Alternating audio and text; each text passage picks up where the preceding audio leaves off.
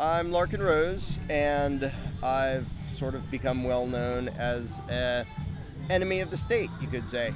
I do a lot of YouTube videos. I have several books. Basically, the main gist of my message is that government cannot be legitimate. People want it, at least to begin with. They want it for good reasons, to take care of the poor or defend us. But when you get right down to it, every kind of belief in government, every form of government, including constitutional republic or a dictatorship or anything else, it simply can't be morally legitimate. It can't be rational. It can't be good. Philosophically, the idea of a ruling class, no matter what you call it, it falls apart if you're going to be moral and rational. And so most of what I do is try to help other people through the journey I went through, and coming to the realization that there can be no such thing as a good government. It's impossible.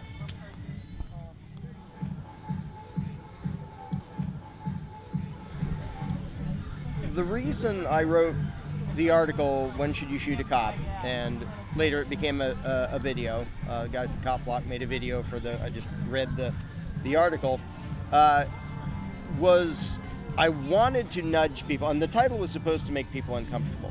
I wanted to nudge people into thinking about something that we're trained not to think about, which is the question of when is it morally justifiable to forcibly resist something done in the name of law. And I don't even really give my answer in the video. I just want people to begin asking the question, because if you open a history book, you will quickly see a lot of examples where people should have resisted the evil and injustice that was called law way before they did. And if people can't even begin to consider the possibility of resisting somebody as long as the attacker has a badge and a uniform, then that's how you get to totalitarianism. I mean, every single time it's the people thinking, well, it's authority, I'll do as I'm told, and I'll abide by the law. So I wrote the article, "When Should You Shoot a Cop?" just to nudge people in the direction of when do you actually resist? And not just by voting and petitioning and whining, because that, you wouldn't have done away with Mao's empire or Stalin or Hitler by voting or whining. It was either resist or be horribly oppressed. And most Americans, most people in the world literally can't think about the question of when would I actually disobey and maybe even forcibly resist. And so really it's just, like a lot of my videos, the goal is just to nudge people to start to think about things that are outside of their comfort zone and things that most people are trained not to think about.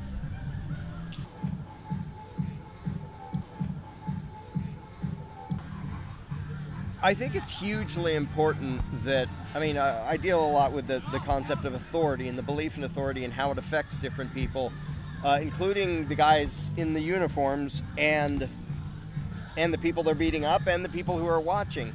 And I think it's really important that there be organizations like Cop Block out there who are out there pointing out what's actually going on and showing people, here's the reality. Like, never mind what you learned in civics in school about, land of the free, home of the brave, yada, yada, yada.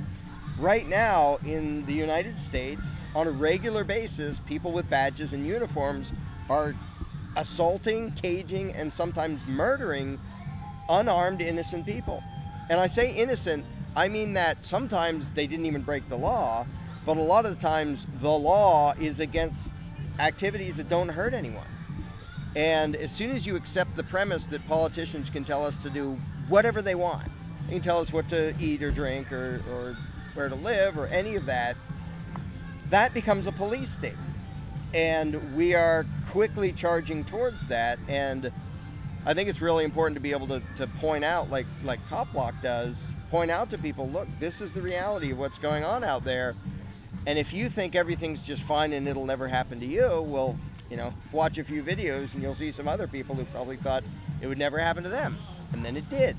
And then they learned the reality about what this country really is, and it isn't what you learned in school, and it's not what you see in the textbooks.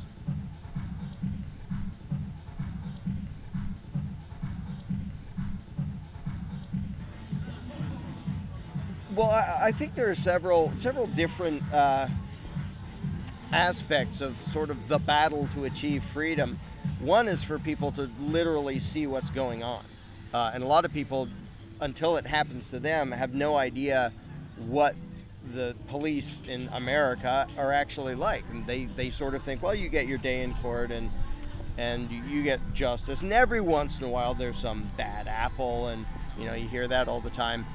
And the reality is the bad apple almost always gets away with it because all the supposedly good apples cover up for him and make excuses. And so the first step is just seeing the reality of what's actually happening. And you know, Cop Block has done a huge amount of good in that direction to have people see the reality.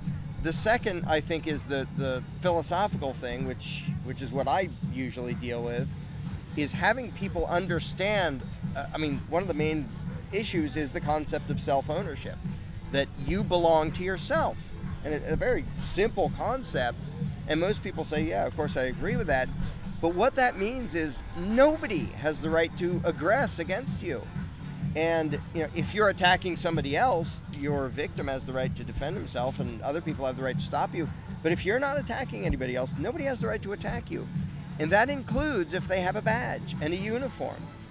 And so that's why I focus on the two areas of police abuse, if you want to call it that, are the illegal, where they're doing something that isn't even by their own rules, which happens all the time, and the legal abuse, where they do have the rules that say we're allowed to beat you up and cage you because you have a plant that the politicians told you not to have, or you're doing some other activity that the politicians told you not to, even though it doesn't hurt anybody.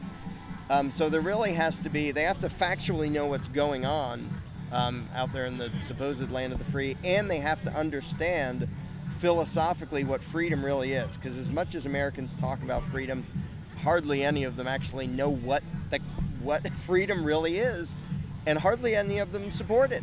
They all seem to be perfectly content to have the state rob their neighbors for things they like and forcibly control their neighbors' choices and things like that.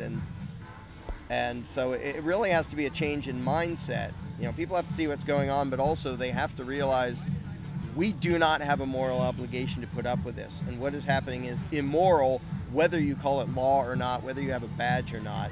And until the people are willing to do what it takes to stop it, whatever that may be, then it's going to keep getting worse, as it has over and over and over again throughout history.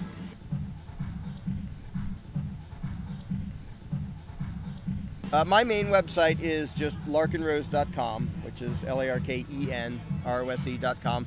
Lots and lots of free articles there. I also, recently I've been doing a lot of YouTube videos, and my YouTube channel is just youtube.com/larkenrose. And a lot of what I focus on is just short little videos. They're not complex. This isn't rocket science. Just to put a little seed in somebody's head of a concept that maybe they had never thought of, having to do with politics and morality and philosophy. Because I know, you know, when I was growing up, I never heard about these things. I never really grasped the concept of self-ownership or the non-aggression principle, which is don't attack other people. I mean, we learn that in our daily lives, but when it comes to politics and the game of government, people think it's okay.